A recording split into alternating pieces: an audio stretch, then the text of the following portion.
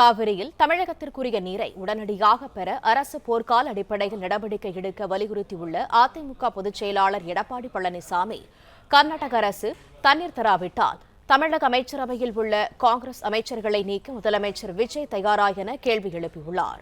இது தொடர்பான கூடுதல் தகவல்களை தருகிறார் எமது செய்தியாளர் ராஜகுமரன். விவரங்கள் என்ன?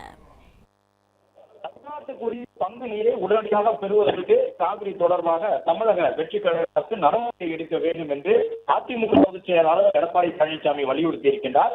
கர்நாடகத்தை ஆட்சி செய்யக்கூடிய காங்கிரஸ் ஆட்சியாளர்கள் எப்பொழுதுமே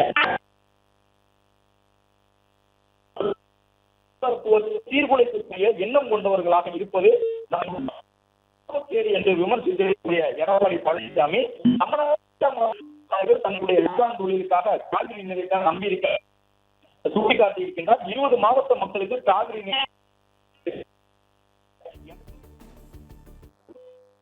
கர்நாடக காங்கிரசினுடைய முதலமைச்சர் கர்நாடக மாநிலத்தினுடைய வளர்ச்சிக்கு வாழக்கூடிய தமிழர்களுடைய உழைப்புதான் முக்கிய காரணம் என்பதை மறந்து விடக்கூடாது என்று குறிப்பிட்டிருக்கின்றார்.